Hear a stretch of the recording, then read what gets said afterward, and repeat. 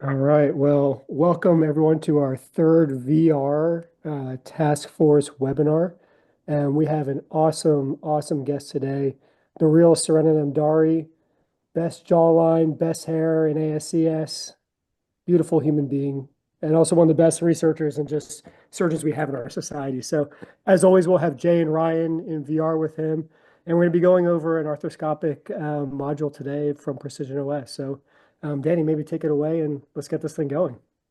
Yeah, thank you, Chris. We're doing something pretty unique today, and I want to start by thanking our sponsors, ConMed, as well as Stryker. And each of them have some opportunities today to talk about some of the products. Specifically, we have two ASES members. I'm going to introduce them both.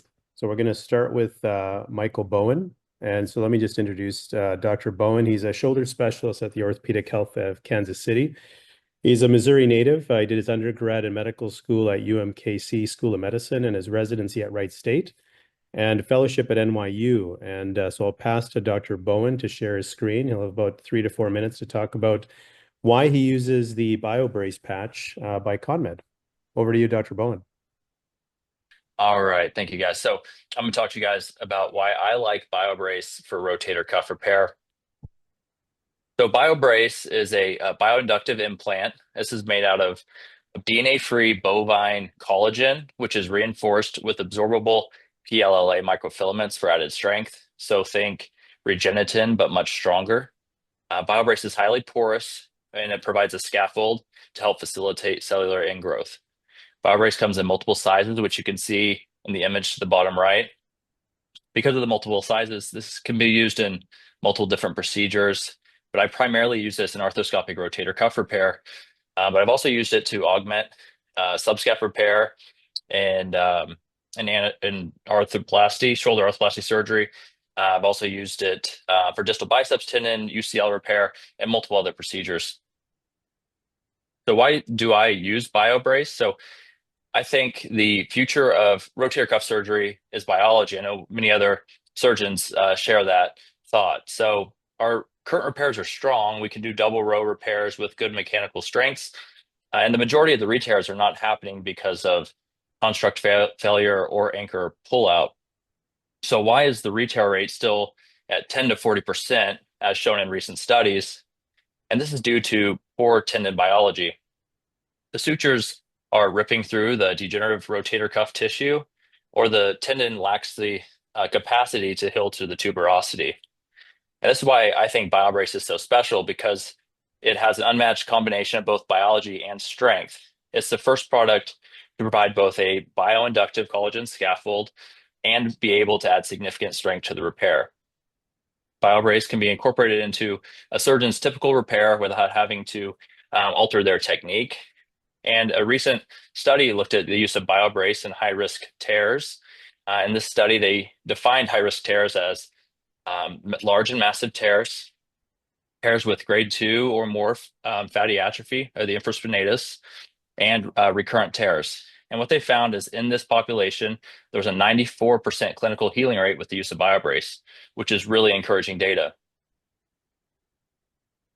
So what cases do I use BioBrace in?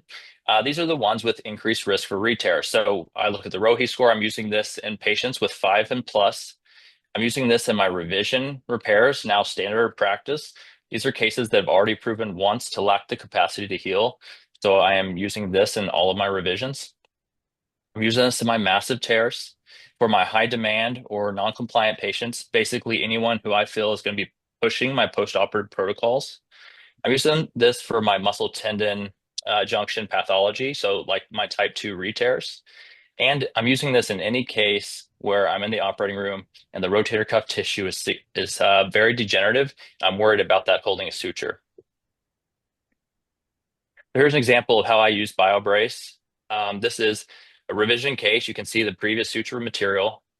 And this repair did not fail because of the construct. The anchors are still I in the don't think bone. Jose's on. I don't see Emily either.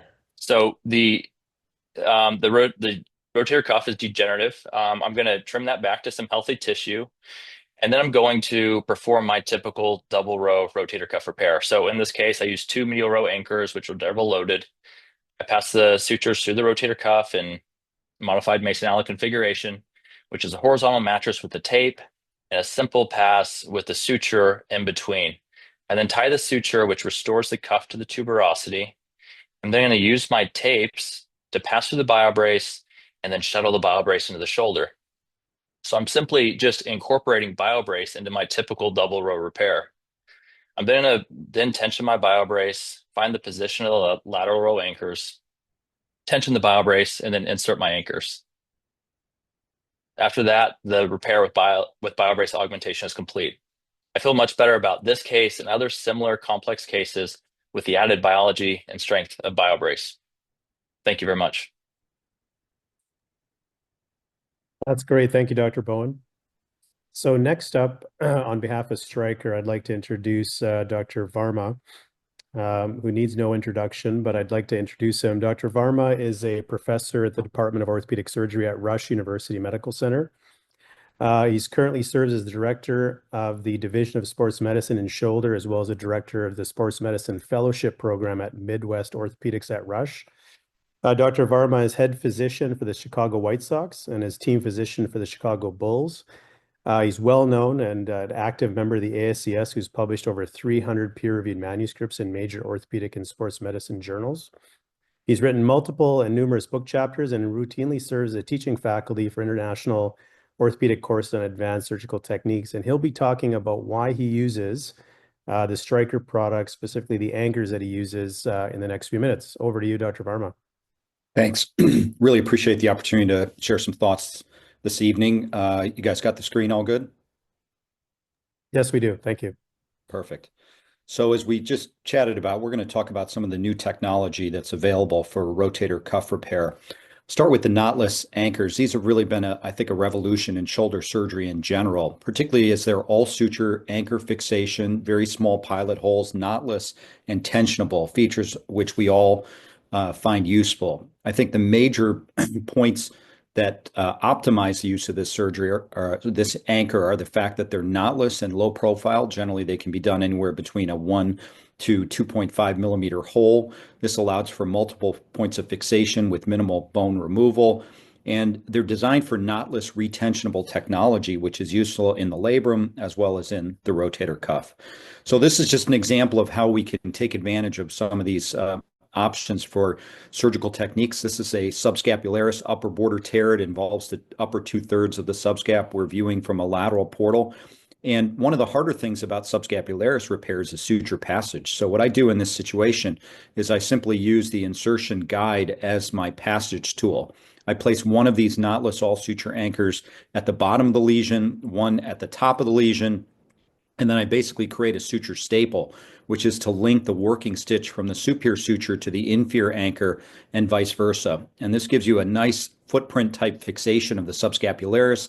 As you can see, it's very quick and reliable, very high fixation strength, and then it's tensionable as you complete your repair. A nice, easy way to repair the subscapularis without having to futz with different suture passing devices. What I like about these anchors is that they can be used for multiple points. So this is a different patient now using the same anchor for biceps repair. We're looking from the lateral portal, left shoulder, using an anterolateral accessory portal. We basically make a small stab wound. We place the anchor at the mid portion of the bicipital groove or just at the base of the groove itself. We can pass around the biceps in a cinch type configuration, and we can tension this to create an excellent apposition between tendon to bone.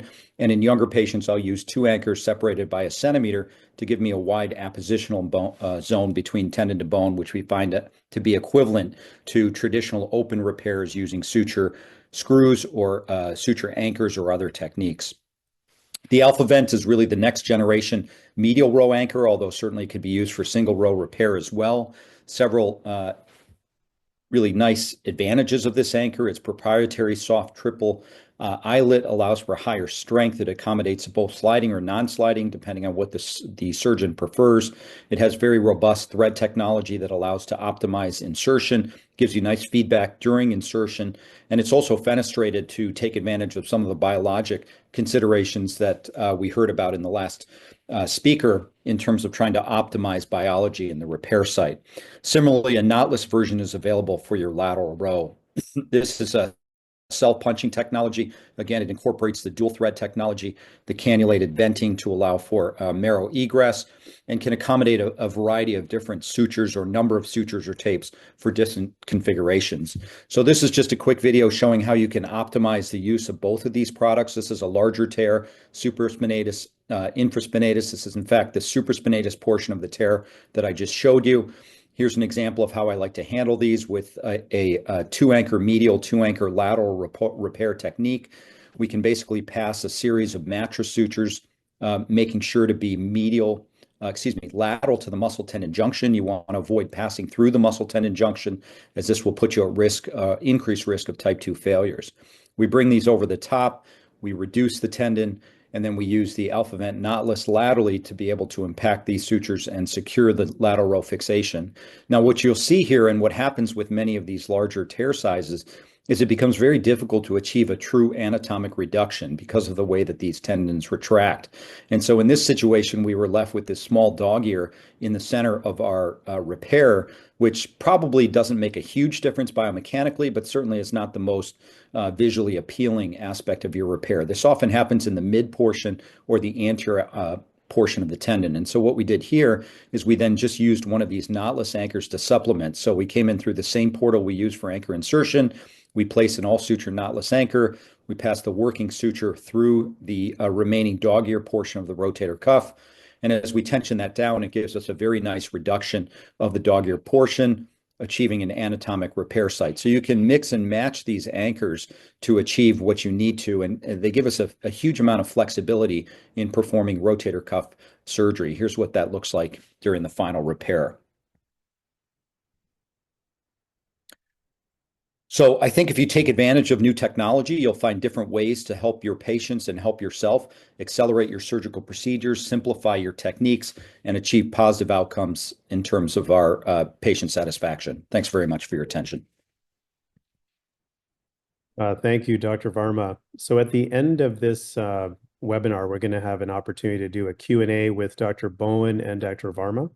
So there's going to be a poll that comes up that we can actually share now, and you can select which surgeon you'd like to spend 50 minutes with a Q&A. So Christine, if you want to share that poll now, and I'm going to pass over to Dr. Klifto as you're filling out this particular poll. And at the end of the session, we'll move everybody into a breakout room if they have questions for Dr. Bowen and Dr. Varma. So once again, thank you to our sponsors, CONMED and Stryker, for those wonderful talks. And I'll pass over to Dr. Klifto. Yeah, those talks were absolutely wonderful. Thank you both for giving them. Okay, so now we're going to be moving into the VR space. So if everyone sees in their link, in their chat, Danny put a link, which is a nice viewer experience, kind of like a more panoramic view in the VR space. So if you want to click on that, we'll start moving over to the VR space. As always, please put your questions in the chat, and I'll make sure to get them to the guests in the VR space so we can actually get the questions you want to hear. And Dr. Bowen, Dr. Varma, please, if you like to jump in and have a conversation with the VR space, that'd be great too.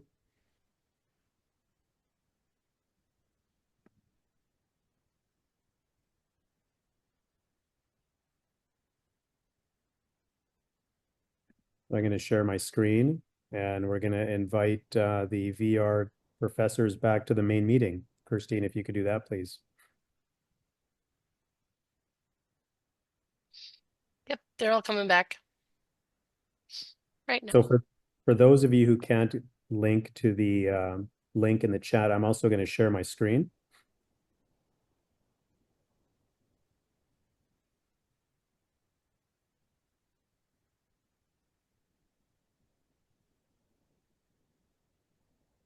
Do that now.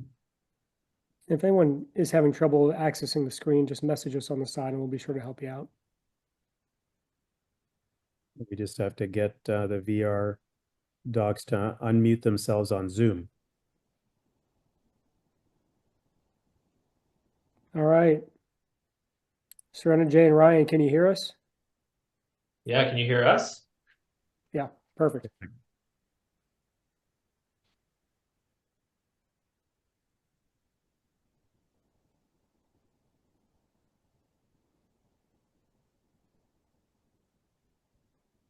All right, so it looks like we're setting up the module here. Got a nice view of the lights. Beautiful. Bright lights. Let's see if we can focus on the board.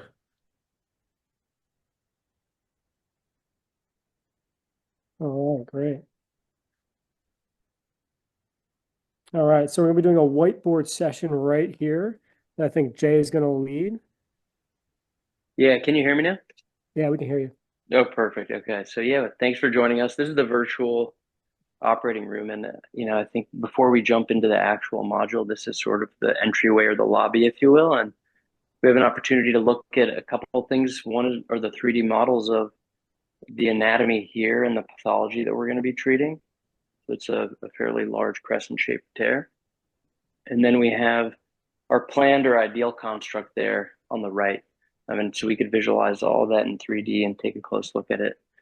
But we also want to take this opportunity to showcase what we could do on the whiteboard in the form of sort of a chalk talk. And we have Dr. Namdari here and Dr. Lohre. And we just wanted to get their opinions on how to best get anatomic reductions of common rotator cuff repair constructs and rotator cuff tear patterns. So I think just starting here, Dr. Namdari, sort of what's your approach to a standard crescent-shaped tear? When you're placing anchor, suture passage, knot tying, etc.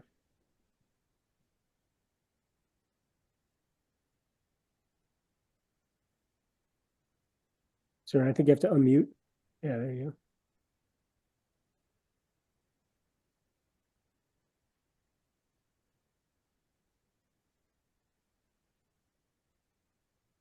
Well, as Surena's trying to figure out his audio, maybe you and Ryan could just talk about your techniques and what you like to do for the same question you just asked.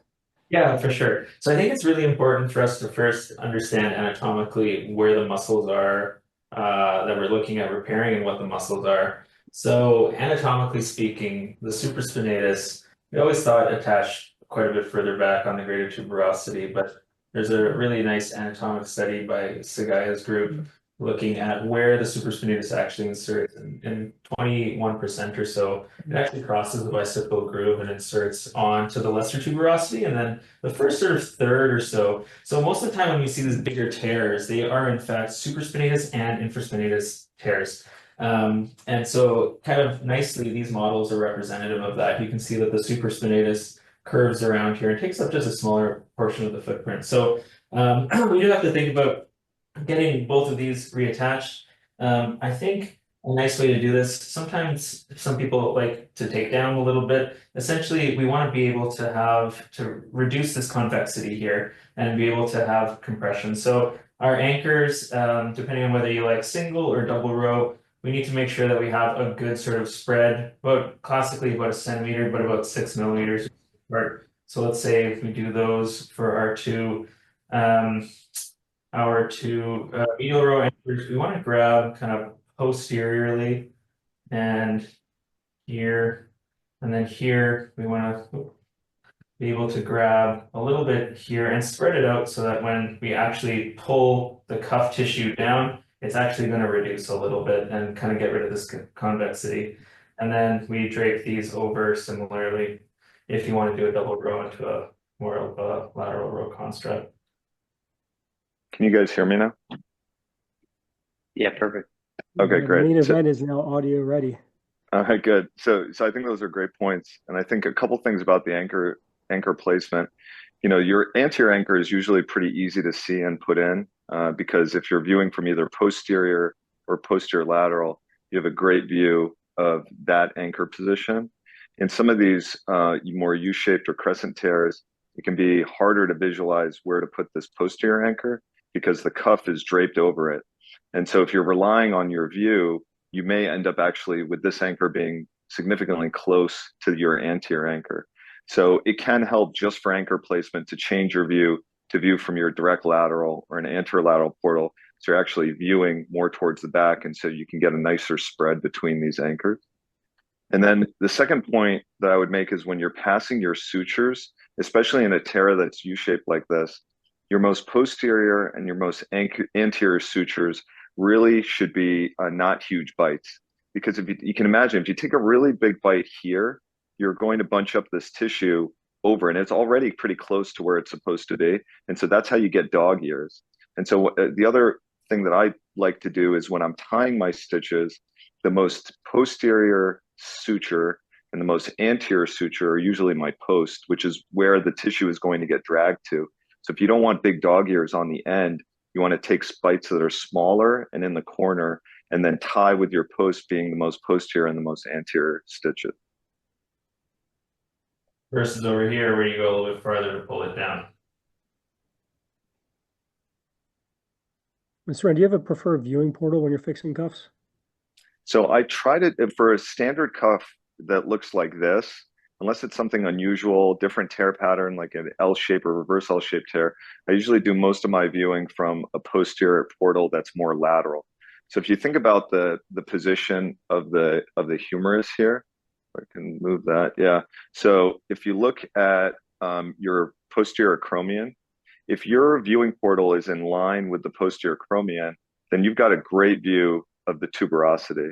If you have a very medial posterior viewing portal, then it's really hard to visualize your cuff repair, and then you may need to make a more posterior lateral portal.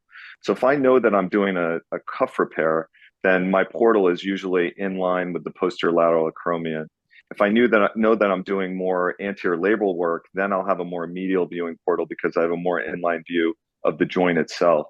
But so usually I'm viewing posterior laterally, and then occasionally I'll change my camera to just view laterally for the few minutes that I'm putting in that most posterior anchor. We have a great question from the audience here. Do you have a preferred technique, and maybe all three of you could answer this, for single row versus double row? When do you do each, and is it patient specific? Brian, you want to take that one first? I'm happy to. Yeah, I try to incorporate a double row as much as I can. I think that there's a good role for a small focal full thickness tear where it's really hard to not get a big dog ear or something, and you don't really have too much tissue that you need to reduce. That's essentially when I would do a single row repair, but my preference is to do a double. Yeah, and for me, I think a lot of it is tear pattern, and most of the tear patterns that we see are going to look like this. And so those are really amenable to double row repairs. There are occasionally some tears that you'll see that are sort of split tears, and those you really can't do a double row, because if you do, you'll oftentimes over tension it, or sometimes you'll get some unusual tear patterns where there's still tendon on the footprint, and it's really a more medialized tear pattern. In those cases, I'll preserve that tear, that footprint tissue, pass through it, and just put a single row of anchors at the medial footprint where the tendon has detached. So I think it's all about trying to get a tension-free repair. And so I'll do everything I can to assess the tear pattern and try to repair it in the most tension-free possible way.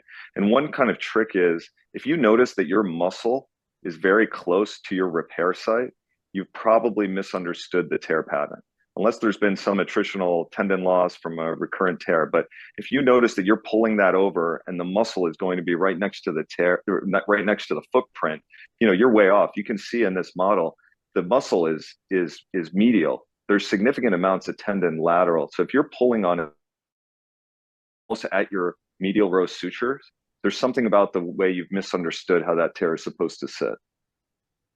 It still is going to take me a while to get used to be able to move the scapula in space. The VR is awesome. Okay, hey, Dr. Verma. Dr. Verma's commenting on the chart. Do you mind unmuting if you're there and just kind of commenting on the same question? Yeah, I put some answers in the chat. I am a lateral viewing person. I like to view from the 50-yard line portal. I agree with what was said by Suresh. You can certainly do it from a posterolateral portal, but I think when you start getting used to viewing lateral, even if you're not going to work from there, really helps you understand tear configurations and tear patterns. And what you realize is that the tears get bigger, it's much more likely that they're L tears. And your job is to figure out whether the L is posterior or anterior, and whether the reduction has to go anterior and lateral or posterior and lateral. It's very rare that it just has to go straight lateral. And I think that's what he was referring to earlier when he said if you're seeing too much muscle, you probably have the reduction wrong and you missed an L and are just trying to pull it over.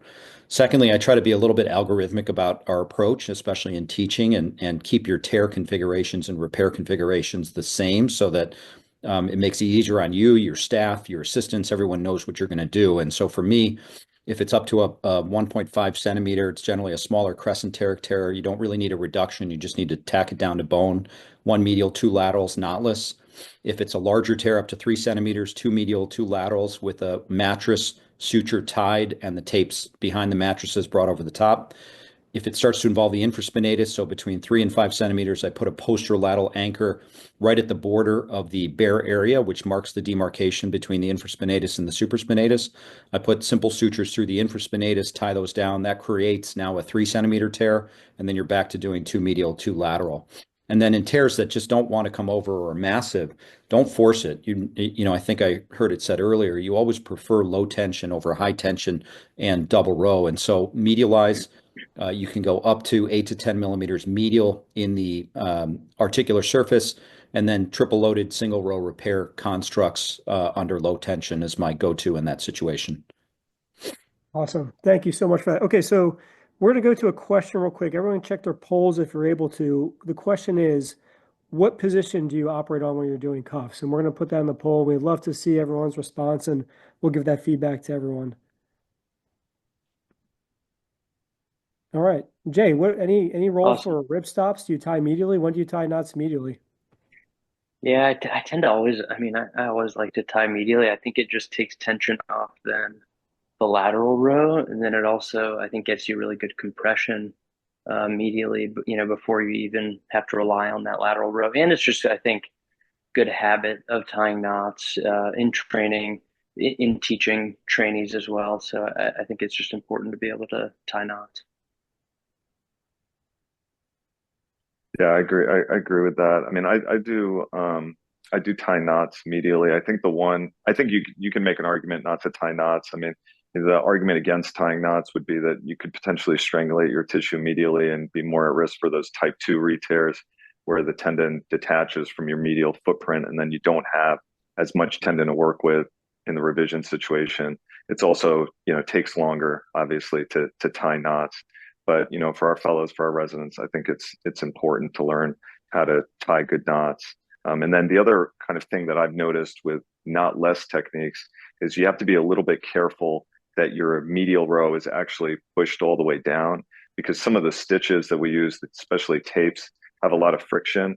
And so as you drag your suture over laterally, you may not have actually pushed the cuff down to the footprint medially. And so then if you look intra-articularly, your medial row sutures are actually sitting up and the tendon's not reduced on the medial side. So you just have to be a little bit judicious about it. Do you That's great go back insight. in and look to check for that, Dr. Namdari, or Say that again, I'm sorry. do you routinely go back and have an intra-articular look to see if you've done that and compressed it appropriately? Not when I tie. I tie, so I don't routinely go back and look. But when I've experimented with knotless techniques, I have gone back and looked just to see if I liked it. And that's what I noticed would happen. So, if you take a knot pusher, though, over the top of your tape and you just push the knot pusher down, it'll cinch the cuff closer to the footprint, and then you're less likely to have that happen. So I think there are techniques you can use to avoid that. But if you're just kind of slamming in a medial row, passing your sutures, quickly dragging it over, you'll end up with a gap most often. So Ryan, the poll results are 65% beach chair for cuffs, 35% for lateral. Is there any advantage do you see you doing lateral versus beach chair for specific tear patterns, indications, or is it just comfort? I during my residency, I did a lot of lateral. Now I exclusively do beach chair. I think that as long as you can understand the anatomy, I think that's going to help you just get the reduction that you're looking for in the fixation. To me, it makes more sense to be in the beach chair position. And I find that, like Dr. Verma, I just go direct lateral, and it really helps me appreciate everything from that position. Ergonomically speaking as well, people argue about this, but if I can stand up straight and I don't have to keep my elbows up when I'm doing some things throughout the case, that also makes me feel better by the end of the day too. All right. Do you think it's time to go to the module? Awesome. Let's do it. Danny, there's a question from, while they're going to the module, there's a question from the audience. What is the real advantage to invest in these technologies? I think they're specifically talking about VR. No one better than you to answer that question. Do you mind answering that? Yeah, I think it's a great question. And, one of the things that this technology offers is, as you can see, we have surgeons from all over the country right now that are in the same virtual operating room, sharing ideas and sharing strategies and techniques on what they do. Logistically, this would be a very difficult task unless they were meeting at a course or one of them flew to the other, or two of them flew to the Dr. Namdari's OR. So the summary of this is it's providing a simulation that's accessible to anybody anywhere, that you can not only learn how to do arthroscopic cuff repair, but you can teach others in a very meaningful and accessible way. Danny, let's take a survey of how many people are actually wearing pants. Yeah, I don't know about Ryan or Jay, but Pete McDonald, Surena, stand up now. Surena, I don't know if you, I've definitely got pants on. I don't know if you mentioned this, but I think the other thing that's important is, the position of your anchor medially and where you pass the suture through the tendon, right? Because if you end up with an anchor that's fairly lateral and then you go medial on the tendon, you're going to over reduce that, which obviously is going to put excess stress on the tendon itself. And then also the position of the passage of the suture through the tendon is critical. We used to take these giant bites, particularly as we had these direct suture passing devices that had 15 or 17 millimeter jaws. And in fact, what you want to be is probably 3 to 4 millimeters lateral to the muscle tendon junction through the meat of the tendon itself, not all the way medial. So I think that's another important pearl for people.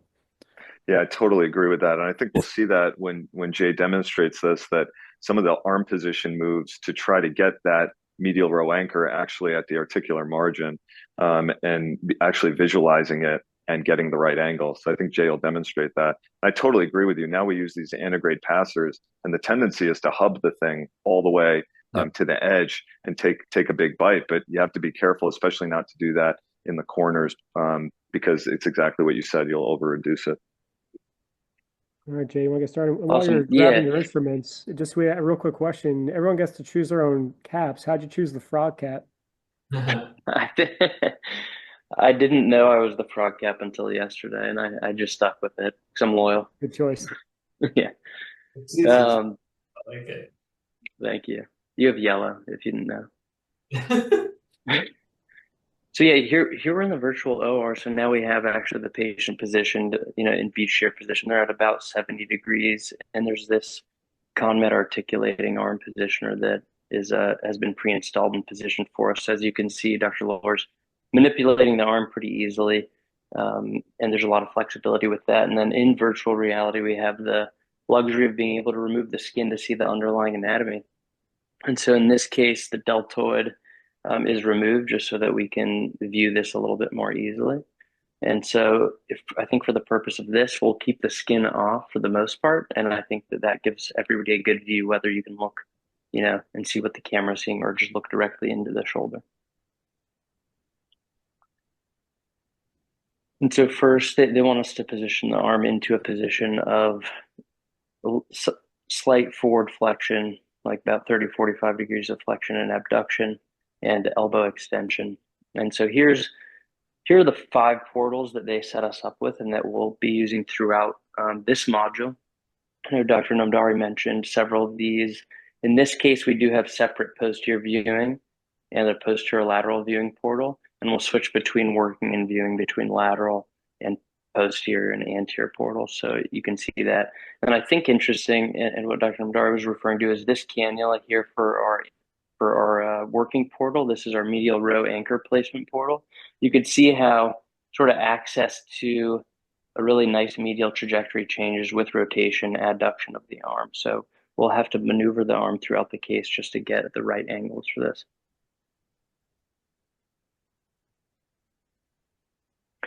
And so if you don't mind passing the arthroscope. Sorry, what is your portal placement typically? Do you have standard portal placement like you do for your typical 2 centimeter non-retracted cuff? I mean, for viewing, just put in the soft spot. So sort of shucking the joint and feeling a nice soft spot, usually about 2 centimeters, yeah, medial and distal to the posterolateral acromion. And so intra-articularly for this module, there's not a lot to see in the joint because this is designed for the rotator cuff repair. And so we'll look over lateral to see that tear, and we can abduct the arm to, I think, get a better look at these supraspinatus tears intraoperatively, especially if they're smaller. I think that gives us a really good look at it. And so now we've done everything it wants us to do in the joint, and we can, efficiently move on to our viewing portal in the subacromial space. Just a comment. I think the trocar is one of the most dangerous instruments that we have in shoulder arthroscopy. You can cause a lot of damage to the cartilage with a trocar. It's one of the things that makes me the most nervous when the fellows in residence are starting the case is putting the actual camera into the joint. And so I like to actually pull the arm laterally and feel for the soft spot before I gently push it in.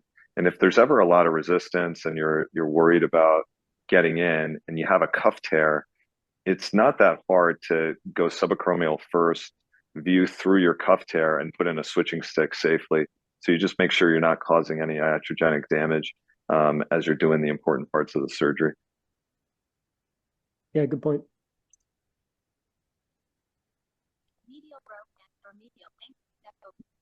And so, Dr. Lohre, do you mind externally rotating the arm? I think we can get a better view as I hold the camera.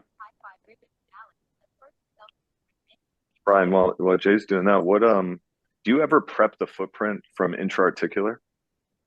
Or are you always doing it from the subacromial space?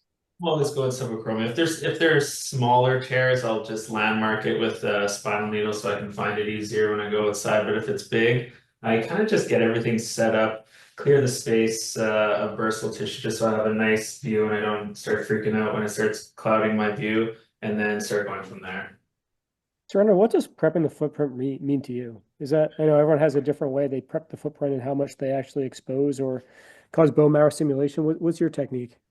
Yeah, it's such a good question because there is no good data. If you look at animal data, it actually would argue not to prep the footprint at all and to repair a tendon to whatever is left of the tendon at the footprint. Now that animal data isn't great because they're usually cutting the tendon off of the bone and leaving a stump and then reattaching the stump. It's more of an acute tear situation. But there is no great data that tells us how aggressively to prep the footprint. For me, I take an ablator type device and I debride the soft tissue off of the footprint, using it both as a electrocautery tool and as a curette to scrape the bone. And then I'll just take a burr and gently take about 1 millimeter of bone. So I'm not trying to see cancellous bone that would weaken my anchor fixation, but I'm just trying to decorticate just a little bit of that most superficial layer. How about you, Chris? Yeah, I mean, we did a paper showing essentially that you don't have to do any bone marrow stimulation or anything. It doesn't change results, and it was a bad systematic review. But ever since we did that paper, I do minimal preparation. I just kind of make sure I have bone, and then I try and fix it that way because, I have caused iatrogenic fractures and weak bone, so I try to avoid that. Surena, one quick comment. You mentioned, the needle technique for localizing tears, and obviously many of us were taught that, putting PDS sutures, et cetera. The one thing that's important for young surgeons to understand, particularly, is when you put that needle in, and maybe you can show it in the viewer, you end up not putting that through the footprint, and it goes through the tendinous portion of the rotator cuff. So when you go up to look at it, it can help mark your level, particularly from front to back. But if you're gonna then take down that tear, you got to go way lateral to where the needle or the PDS is. Otherwise, you'll end up putting a hole in the tendon and not taking it off the footprint. Yeah, I totally agree with that. If I'm doing a high-grade partial tear that I'm tagging, you have to make sure that you feel the very lateral edge of the tuberosity when you're coming in with your spinal needle, and you almost want to skive the cuff footprint. And you have to make sure your needle is coming in parallel. You don't want it to be coming up high through the bulk of the cuff. You want it to be really skiving the most lateral portion. And then you also want to make sure that your needle isn't grossly angled A to P, because you want to establish yourself in the middle. But for me personally, I usually am prepping in tears that are not that retracted. I'm prepping the footprint from intra-articular. So I'm looking intra-articular at the tear. I'm making my lateral portal in the middle of the tear. And then I'm prepping with my ablator device and my burr while looking intra-articular. So then when I come extra-articular, all that stuff is done, and I know that I've burred all the way to the medial edge of the articular, or of the lateral edge of the articular surface. Jay, that's great anchor placement. Awesome. So you want to talk to us about how you got the arm, what position you put the arm in? Yeah, adduction, a little bit of external rotation. I think, since we're viewing from somewhat posterolaterally, that brings the anterior greater tuberosity into view. And we had plenty of space here to clear the acromion. I know, I've learned from you this year, and I've seen in need if they have a very laterally, overhanging or downsloping acromion, that sometimes coming in front of the acromion is the better angle of attack, and sometimes even doing a little bit of a subacromial decompression, but also doing a removal of just the lateral edge of the down sort of sloping acromion can help as well. But thankfully, we didn't need that in this case. Yeah, I mean, if you look at where the humerus sits relative to the acromion, the humerus isn't directly under the acromion, right? The anterior part of the humerus is actually anterior to the acromion. So with extension, and you actually bring that more of the humerus anterior to the acromion. And then with internal rotation, you bring even more of it anterior to the acromion. So you can usually still get a decent angle if you're leveraging arm position and then position around the acromion. But you're right. Sometimes, one of my rare indications for acromioplasty is difficult visualization or getting the right angle for anchor placement. Nick, what about you? What's your take on acromioplasty, and how often do you do it? Yeah, as you know, we wrote an article on this, and there's been a Yeah. couple of other randomized trials that have looked at it that haven't shown a different outcomes. But the issues with those papers are really threefold. Number one is they looked only at clinical outcomes. They didn't really look at structural healing.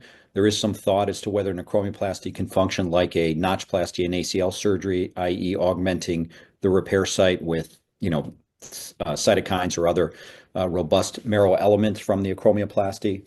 Number two is none of the data has really looked at long-term follow-up to establish whether the acromioplasty actually helps to reduce the risk of a re-tear in the future. And number three is the studies were all comers, which means that we didn't really focus on the high-risk population, which is the acquired type 3, where you actually see abrasion lesions on the anterior aspect of the acromion to the rotator cuff. So I think the long and the short of it is, like anything in orthopedics, it's probably not all or never.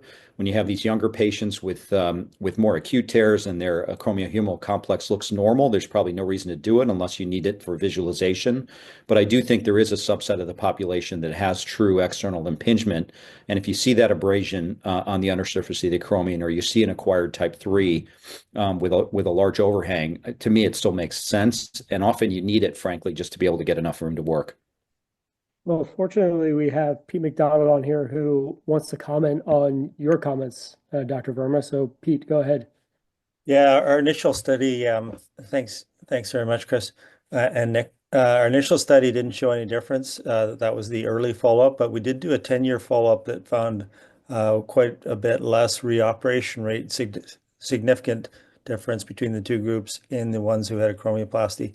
And then that was most significant in the type 3s. So as Nick alluded to, the type 1, the problem with the studies that are in the literature is they just kind of focus on all the acromial morphologies together and don't isolate out the type 3s.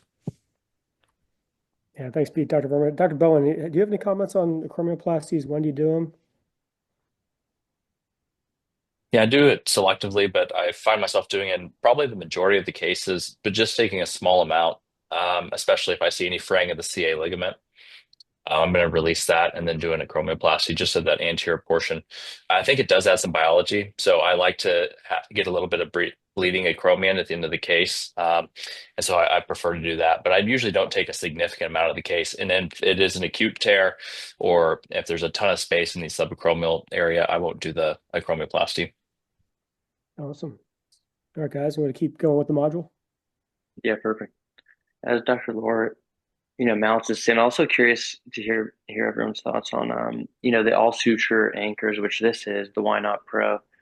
Is the angle of insertion as important as it has been studied for screw-in based anchors? I guess, Dr. Namdari, if you have any comments on that. Yeah, I mean, I haven't adopted the all suture anchor medially just yet. I probably had a not great early experience with it, with with it wasn't this particular anchor that I used, but I had some pullouts early on that kind of dissuaded me from using it. I think it's just, the bone in that area isn't as good as some of the other areas that we're using all suture anchor, like on the glenoid. And so, it's just, but there are some features that are attractive. It's no potential material there if you ever have to come back for either revision repair or for arthroplasty. But I haven't been an adopter of all sutures medially just yet, although I have on the glenoid side. I don't know about the rest of you. A question I want to ask you is, and I always think about this when I use all suture anchors, there have been some studies showing that bone marrow stimulation from vented anchors has been beneficial. Do you get concerned with the all suture anchor not having vented anchors medially? I don't know, Chris. I mean, your systematic reviews don't show that prepping the footprint matters. So I don't know that vented anchors really will make that much of a difference either. I honestly don't worry that much about the venting of anchors. I think even when you put in an all suture anchor, there's some bone marrow that creeps out from the hole that you create from the all suture anchor. So I don't, that for me isn't the main reason. Is it for you? Yeah, I mean, I don't know. I'll do another crappy study looking at it, I'm sure.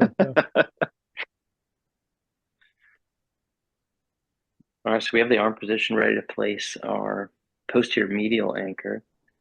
But I think, like Dr. Namdari mentioned here, yeah, I mean, you can't really see, you'll see when we place this anchor, you can't really see the posterior aspect of the footprint that's, bare currently. But Dr. Lohre, do you want to grab that anchor?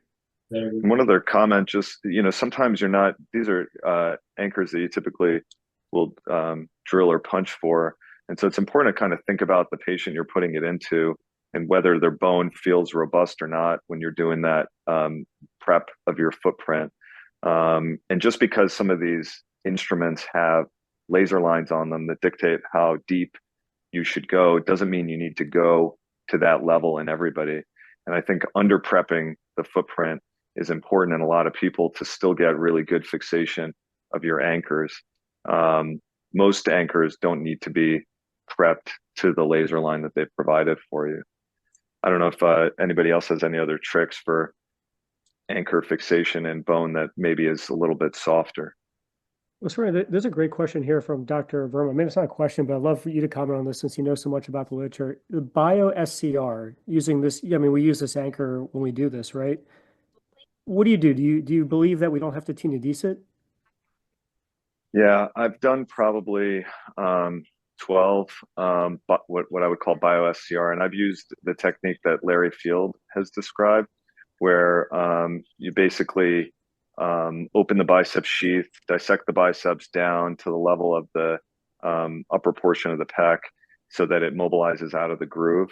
And then I've transferred it over the top of the tuberosity, kind of in between where I would have my medial row anchors. So if I have two medial row anchors, the biceps is sitting in between those two.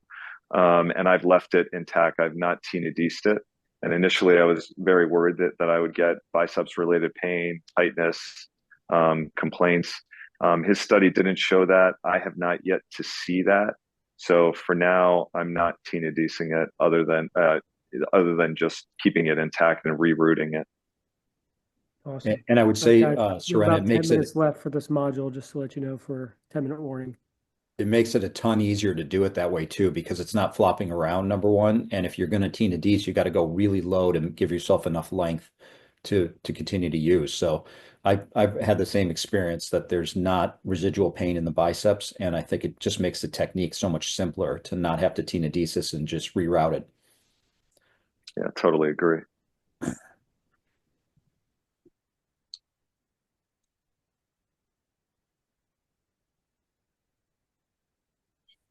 Perfect placement. And we'll set the anchor here.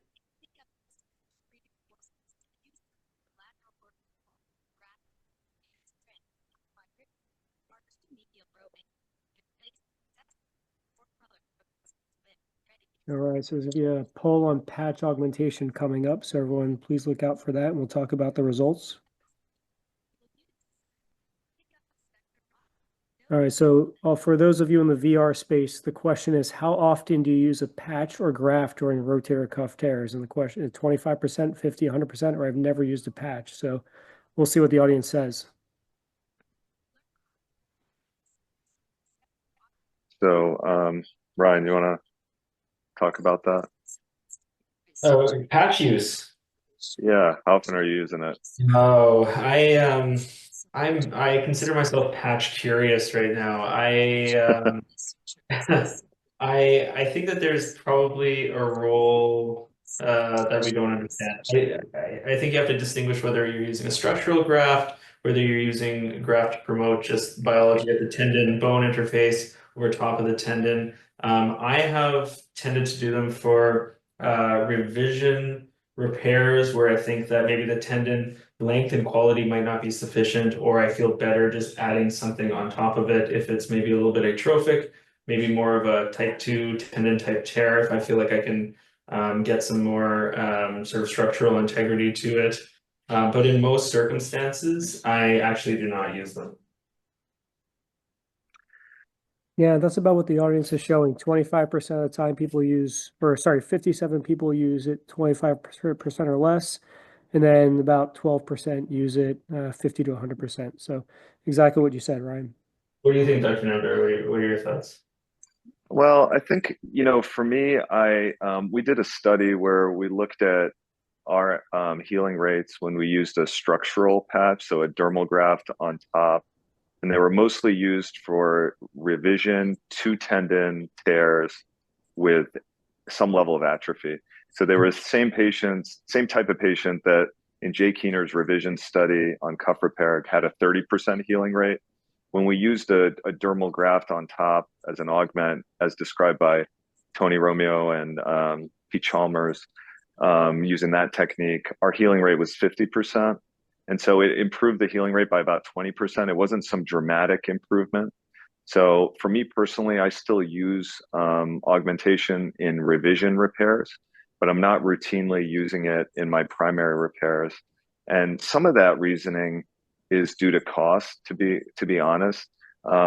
It's very hard at the current prices of grafts to make them cost effective, almost irrespective of what you model the healing rate to be. It would have to be some really substantial influence on healing. And frankly, most of our tears, especially, smaller to medium sized tears, probably don't need a graft to heal. And some of our bigger tears or some of our more degenerative tears, particularly in old patients, probably will do well regardless of healing. So, I think the grafting population in my mind becomes the revision repairs, the young patients with poor quality tissue who really need to heal, the laborers who really need to heal, or else they're going to have a bad result. We can use the Rohe score maybe to help guide us to some degree, but I'm right now just using grafting in revision repairs. Okay. How about others? Great comment. So Jay continues to pass the sutures right there. Mike, can you get the arthroscopy tower on screen so we can see what Jay's doing as everyone's talking?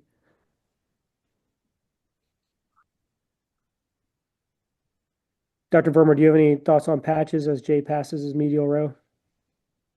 Yeah, I don't. I think, unfortunately, number one, they're cost prohibitive based on the data that's available for widespread use.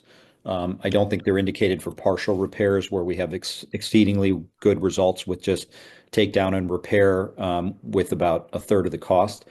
And I'm with Surena, which is, if you look at structural healing, it's really hard to make a cost benefit analysis to support routine pass usage.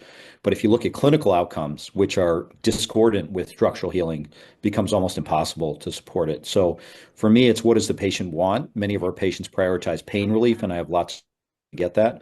I think it's the younger patient who needs an intact cuff, particularly for strength recovery, often in an overhead position, where you're going to pull out all the stops to try to get tendon to bone healing. Awesome. All right, Jay, so you're doing a lateral row. Any tips for lateral row placement? Where do you like to place it? How do you like your spread? Yeah, I think Dr. Lohre's demonstrating it really well. I think in line with your medial row, if you can try to do that as best as you can, I think can help with the reduction. And then, the more distal you go, the better the bone to some degree. So if, I think start sort of anatomically where you feel like that lateral row, either the tendon stump was or where the intact tendon is coming around posterior to it. That would be a good level. But then again, yeah, if you have to bail out, you can go closer to the bicipital groove. You can go more distal, and I think you're getting better, more cortical bone. Just a comment, Yeah. just one comment. The with the arm in a more at the side position, adducted position, you have less room laterally. You know, the deltoid and deltoid fascia are closer to the humerus. And so when putting in your lateral row, it can be helpful to abduct the arm, bring it away from the body. It relaxes the deltoid, and then you have more lateral room to actually see and work.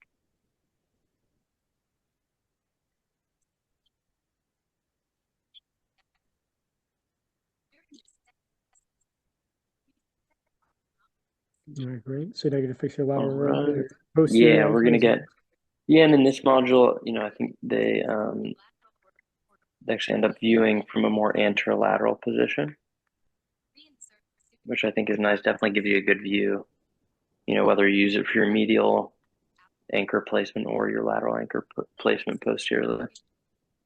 That's a good way to look at the infra too. Surena, do you use this portal ever when you're doing your posterior row, or do you still use the posterior viewing portal? No, I do. I like this view, especially if it's kind of an L shape or reverse L shaped tear. I think this view is really helpful. And sometimes it's hard to visualize that posterior lateral anchor placement. So this can be helpful to transition to that view. If you already have a cannula there, it's very easy to pop in. How about you, Chris? Do you use it? I feel like I can usually get my posterior row from my posterior lateral viewing portal, which I like to do to get like a little bit more of like a lateral and posterior view. But if I'm worried about like a infra tear or especially like a upper body infra, I would definitely will use this portal and incorporate that into my lateral row. Yeah, I think that's reasonable too. Most of these you can just internally rotate the arm, and that posterior kind of position comes more laterally to line up with your portal that you already have. We got another question from the audience. This looks like a speed bridge construct. Thoughts on speed bridge versus suture bridge, and does it matter? Surena, you want to take that? Yeah, I mean, I think we talked a little bit about it before. For me, I'm still a not tire, so I'm more of a suture bridge fan just because I like that medial footprint compression. And but I don't think clinically there's certainly no difference. Similarly, as how clinically there's really no difference between single row and double row. But I just like to have the additional footprint contact. Ryan's doing a great job fixing that, that's for sure. Ryan, comment on the VR space. What's it like to fix a cuff? Do you feel like if you're learning to fix a cuff for the first time, you actually can learn good techniques from this module? It's surprisingly accurate. The first time I used it, I was a little bit just shaky with the instruments. I'm not familiar with these instruments. I use some different stuff, but you pick it up pretty quickly. I really like this feature about toggling the skin on and off. And I think that can really actually be very powerful in helping you understand 3D localization here. And even though, people kind of rag on the haptic feedback of the controllers, honestly, just being able to steady your hand and think three-dimensionally while decoupling your vision from this. And I think it's actually pretty powerful. Well, awesome. You all did a great job. Surena, thank you so much for being our guest. As always, your content's unbelievable. So much insight and knowledge. We're going to bump over to the main room now and go to the breakout sessions where I'll pass over to Danny to introduce that. Thanks, guys. Thank you all. Thank you, Surena, Jay, and Ryan. That was really fantastic. So for those of you who chose to go with Dr. Varma, you're going to be moved over to a breakout room for the next 15 minutes to ask questions specifically of Dr. Varma, as well as those of you who chose to go into a breakout room with Dr. Bowen. You'll get pushed into that room as well for the next 15 minutes. So each of you who wanted to join, you'll be pushed over in momentarily. So Surena, maybe I'll ask you a question, just final comments on rotator cuff repair for you, Jay, and Ryan, for the people who are remaining in the non-breakout areas. Final thoughts? Yeah, I mean, I think Dr. Verma and Namdari touched on this. quite a bit with patches, augments, etc. I think there's so many options coming to the market, and like Dr. Bowen said, we need an option for better biology to help these tendons heal, because there must be something to the tendon healing, even though it's hard to bore that out in functional outcomes and clinical outcomes. So I think that's the most exciting part, and I think that sort of the cross section of industry research and this clinical care I think we can help figure some of that out over the next 5-10 years. Ryan, how about you? Final thoughts on those comments? Yeah, I think most importantly is understanding the patient and the surgical limitations. Having a good understanding technically of the tear patterns, the tear types, the size, the degree of degeneration. All of these things are going to help you pick the right equipment, be able to position yourself appropriately in the operating room, and do your best to get the tendon to heal. I think everyone had some really good comments about different technique styles. I think if you find what works well for you, it's beneficial to say that the literature supports it all. So I think as long as you have a good understanding of the anatomy, that's the most important. Yeah, that's great. Okay, so for the main meeting, folks, we'll be doing another session again in April. Jay, that's April 18th, I believe, the next session. It should be April 15th, Tuesday. April 15th, Tuesday, and we're going to be talking about glenoid abnormalities and managing the glenoid in that session. So yeah, reverse shoulder. Ooh, that'll be a good one. I'm sorry, was there a question there? No, I just said that'll be a good one. Yeah. Thank you, Dr. Gould. Yeah, thank you, everybody. It's been a pleasure. And for those of you who are not in the breakout rooms, have a wonderful night. And we're going to be making our ways into the breakout rooms. Thank you. Thanks, everyone. Take care.